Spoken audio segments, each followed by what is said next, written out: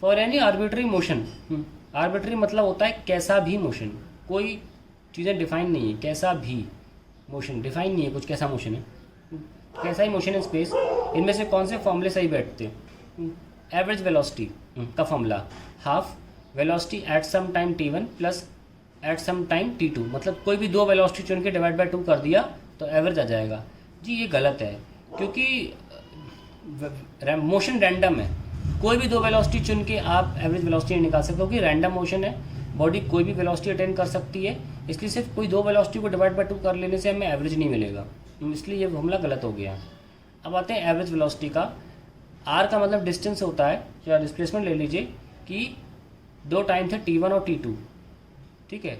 तो उन्होंने क्या बोला है कि डिस्प्लेसमेंट बॉडी का t1 टाइम में कुछ होगा, उसको लिख दिया RT1, डिस्प्लेसमेंट बॉडी का t2 टाइम में कुछ होगा, लिख दिया RT2।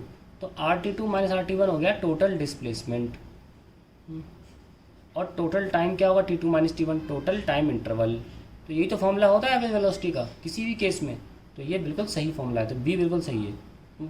अब बात करते हैं तीसरे फॉर्मूले की, v इक्वल्स टू किसी t टाइम पे, v किसी 0 टाइम पे प्लस AT, एक तरह से आप लिख सकते हैं, लिखा हुआ है v equals to u plus AT ना। यहाँ पर एक प्रॉब्लम है, ये इक्वेशन ऑफ मोशन है, और इक्वेशन ऑफ मोशन में जो एक्सेलरेशन होता है वो कांस्टेंट होता है, या ऐसे भी समझ सकते हो, जब भी वेलोसिटी का प्रोपोर्शनैलिटी टाइम के साथ पावर 1 में होगा वो मोशन कांस्टेंट एक्सेलरेशन मोशन होगा।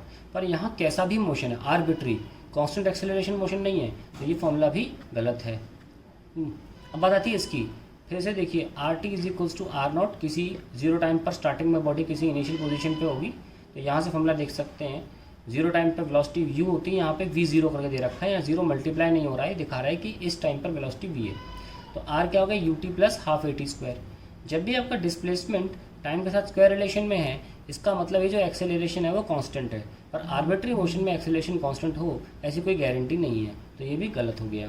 तो यानी कि कुल मिला के कहने का मतलब ये है कि दो इक्वेशन इसलिए गलत हुई क्योंकि ये सिर्फ कांस्टेंट एक्सेलरेशन में लगाई जा सकती हैं, आर्बिट्री मोशन में इन दो इक्वेशन ऑफ मोशन या तीनों इक्वेशन ऑफ मोशन का कोई यूज़ नहीं है।